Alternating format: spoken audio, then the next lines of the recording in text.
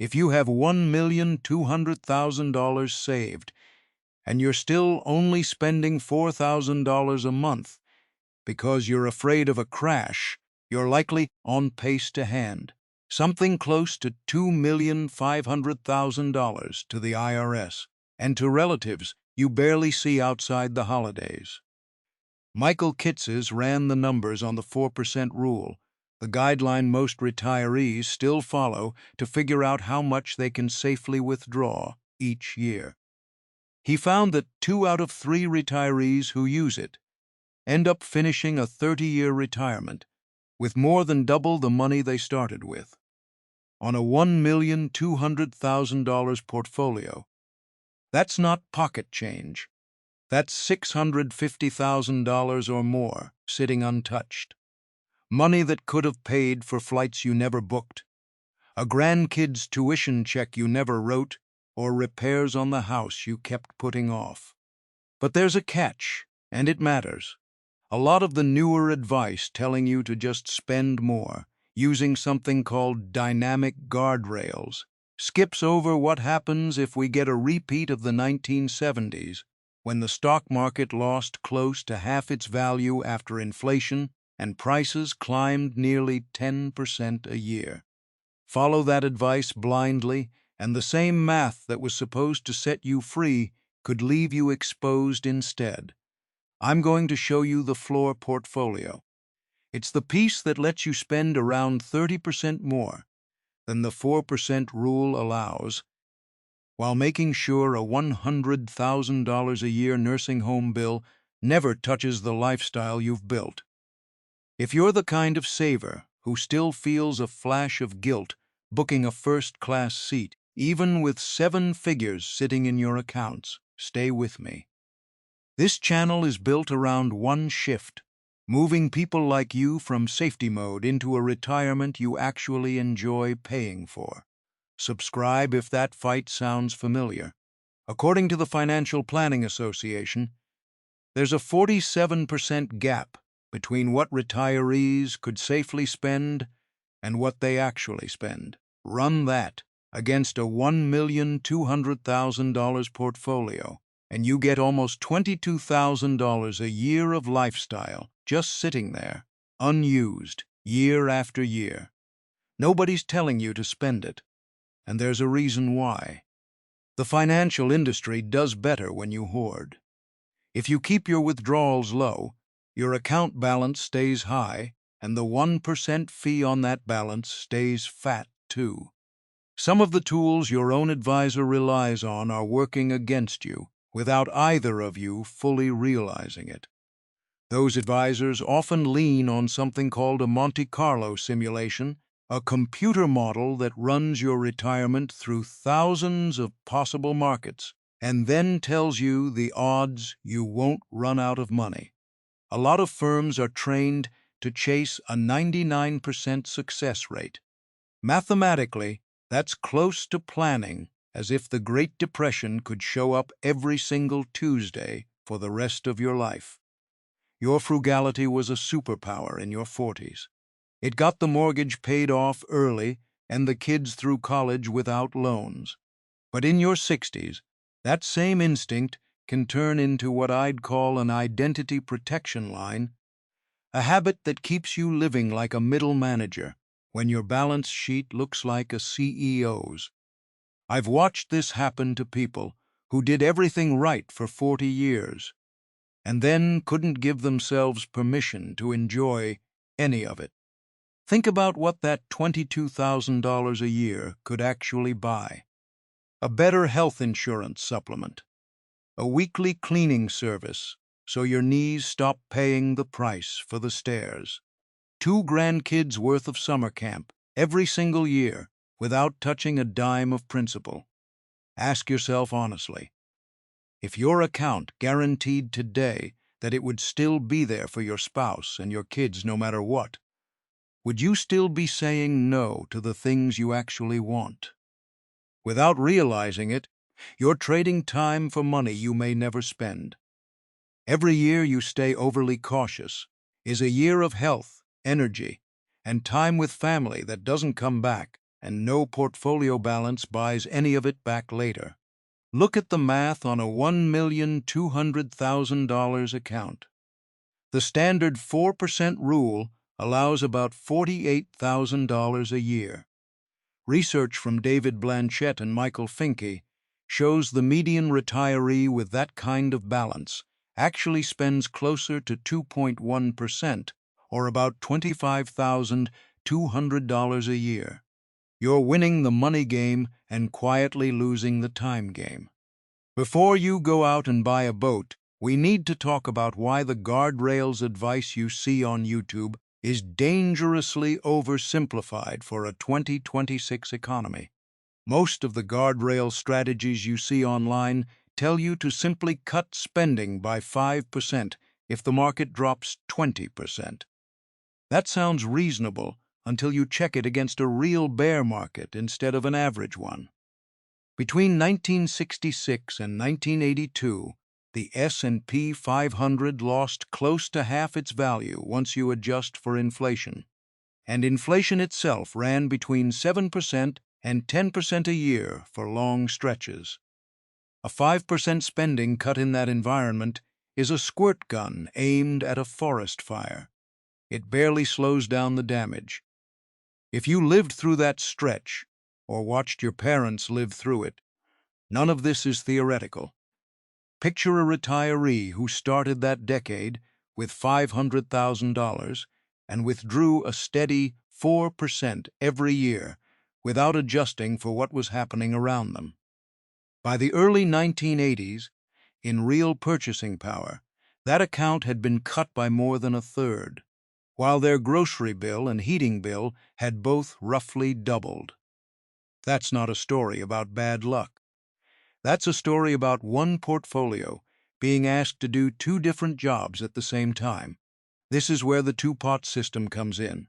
Instead of one portfolio with one set of rules, you split your money into two separate jobs. Pot A is the floor portfolio. It covers what I call your dignity floor, the non-negotiables, food, housing, healthcare, and taxes. You fund it with Social Security, the 2.8% cost of living increase that took effect for 2026, and a ladder of Treasury inflation-protected securities, or TIPS. Those bonds are built to rise with inflation, so your floor doesn't crack even when prices refuse to cooperate. That protection matters because a fixed pension or a plain bond ladder can quietly lose a third of its buying power over a decade of high inflation, even while the balance on the statement looks completely unchanged. This is the part that gets skipped. If you keep everything in one big pot, a bad 5 years right after you retire can force you to sell stocks at the bottom just to eat. Splitting the money means a market crash never touches groceries or the electric bill. It only touches the vacation budget. Pot B is the guardrail portfolio. This is the money for travel, for gifts to your kids, for the kitchen you've been wanting to redo. Because your survival doesn't depend on this pot, you can afford to use the aggressive spend more. Spend less guardrail rules here without risking your dignity if the market turns. Ask yourself which parts of your monthly spending you could actually live without for a year if you truly had to. For most people, the honest list is shorter than the guilt makes it feel, and that's exactly the list Pot B is built to protect. I used to tell people a 90% success rate on a Monte Carlo simulation was good enough. I was wrong. If you're the 10% where it fails, you don't care that it worked for the other 90 people. You need a floor under you, not just good odds. When your floor is solid, you can actually spend more from Pot B than almost any advisor would let you. The 2026 tax rules make that floor even easier to build, and that's next. Fidelity estimates that an average 65-year-old couple retiring today will need roughly $315,000 after tax, just to cover healthcare costs through retirement. That figure covers Medicare premiums, supplemental insurance, dental work insurance doesn't touch, and prescriptions that get more expensive every year you're alive. It's not a one-time bill.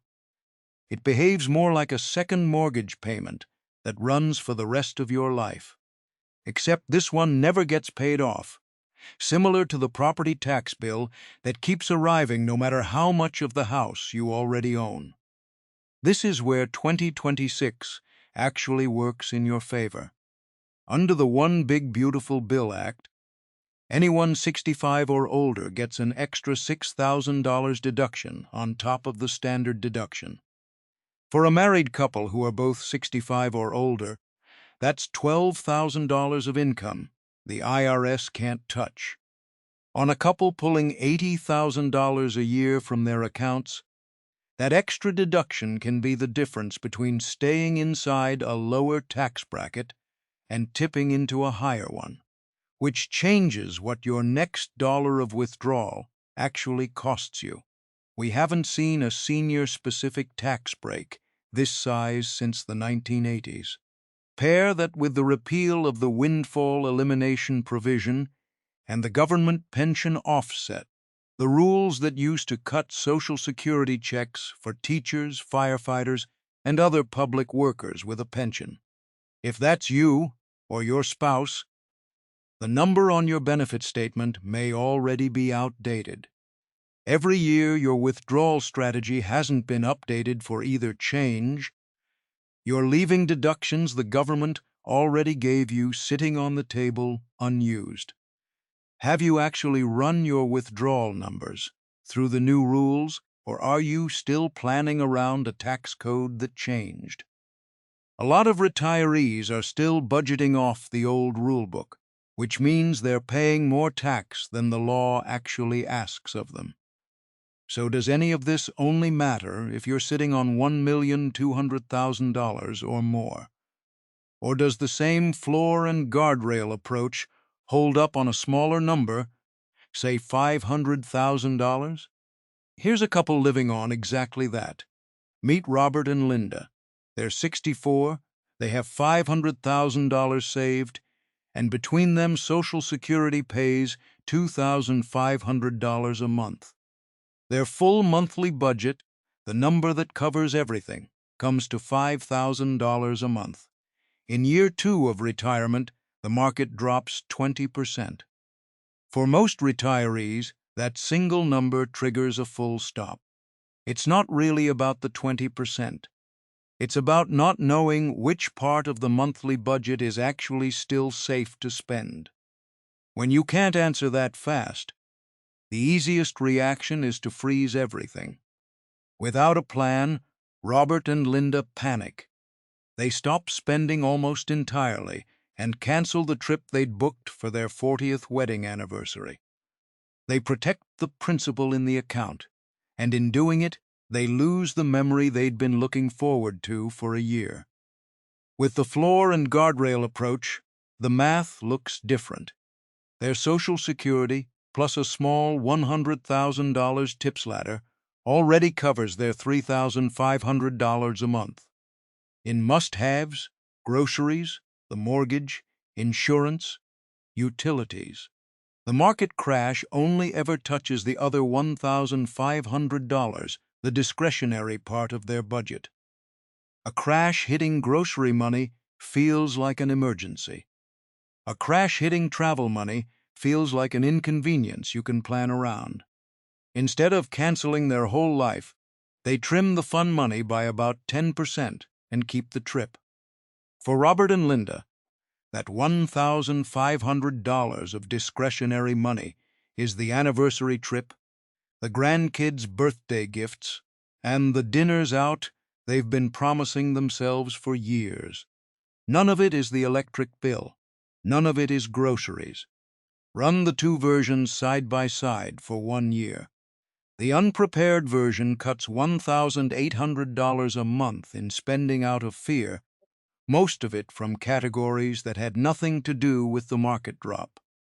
The floor version cuts $150 a month, only from the discretionary side, and keeps everything that actually matters. The difference between those two retirements isn't the size of the portfolio. It's whether the money already had a job before the crash happened. Medicare Part B now runs $202.90 a month per person. In most retirement plans, that premium gets treated as a variable risk that might rise and eat into the portfolio. In the floor model, it's just a fixed line item, already accounted for, already paid. The market was never the real threat to Robert and Linda's anniversary trip. The real threat had been sitting in their heads for 40 years, and it has a name. Part of what's happening here isn't really about spreadsheets. Psychologists sometimes call it scarcity programming. You grew up hearing save for a rainy day, and now that it's actually raining, you're still standing outside holding the umbrella closed. This isn't really a money problem, it's a permission problem. Nobody ever sat you down and told you that the rules change once the paycheck stops, and the portfolio has to last the rest of your life instead of just growing. It feels irresponsible to spend, even when the math says you're safe. Part of you feels like you'd be failing the 30-year-old version of yourself, who worked 60 hours a week to build this account in the first place. That feeling isn't a character flaw. It's 40 years of habit doing exactly what it was trained to do. None of this means you were wrong to save. It means the skill that built the account isn't the same skill you need to enjoy it. This is a shift worth sitting with. Research behind the idea of the memory dividend, the concept popularized in the book Die with Zero, suggests the value you get from a dollar changes as you age. A dollar spent on a trip at 65, when you can still walk the length of an airport terminal and carry your own bag, is worth roughly 10 times more in lived experience than the same dollar spent at 85, when your body may not let you do either. Ask yourself when the last time was that you spent money purely because it would create a memory, not because it was practical. For a lot of people watching this, the honest answer is measured in years, not months.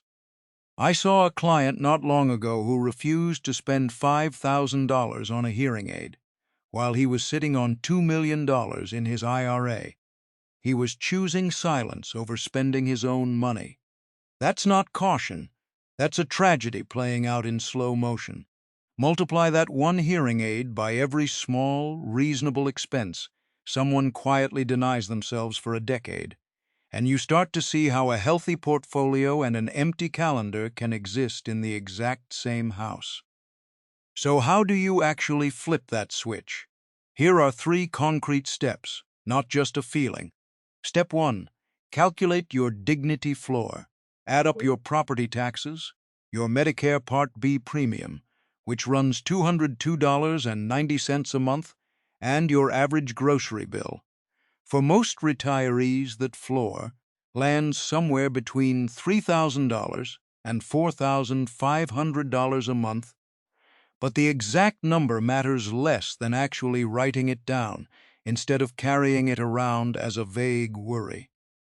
Most people can build this number from 3 statements already sitting in a drawer somewhere: the property tax bill, the Medicare premium notice, and a couple of months of grocery receipts. You aren't guessing. You're adding up numbers that already exist. Step 2. Bridge the gap. If Social Security alone doesn't cover that floor, close the gap with a tips ladder or a single premium immediate annuity, sometimes called a SPIA, which is essentially a lump sum you exchange for a guaranteed paycheck for life. A SPIA isn't right for everyone, and it doesn't need to cover your entire floor. Even using it to lock in a third of the gap between Social Security and your must-have expenses removes a meaningful amount of uncertainty from every year that follows. Either option turns an uncertain number into a fixed one, which is the entire point of the floor. Once that floor is guaranteed, a market headline that used to ruin your week turns into background noise. Step 3. Give yourself what I call the 5% permission slip.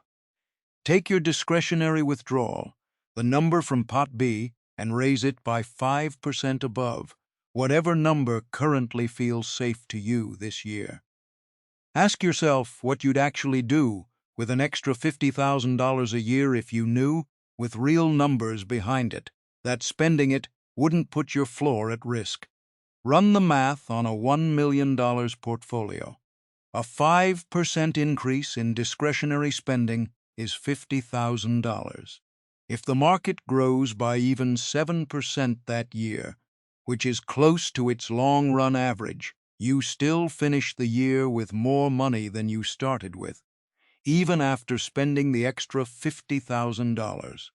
Do this consistently, and you won't just die rich, you'll die full. But there's one more reason leaving a massive number behind might actually do less for your kids than you think. So here's the whole approach in one breath.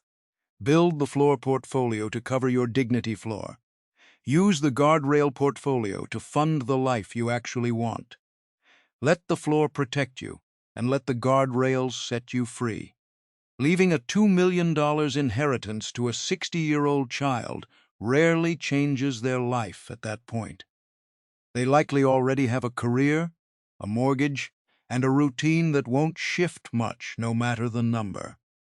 Handing them $50,000 now, while you're still around to see it used for a down payment or a family vacation together, can change everything. If this way of thinking about your money made sense, subscribe to Wes Investor. We're not just here to help you manage your money, we're here to help you manage your freedom. Don't be the richest person in the graveyard. Be the person with the best stories at the dinner table.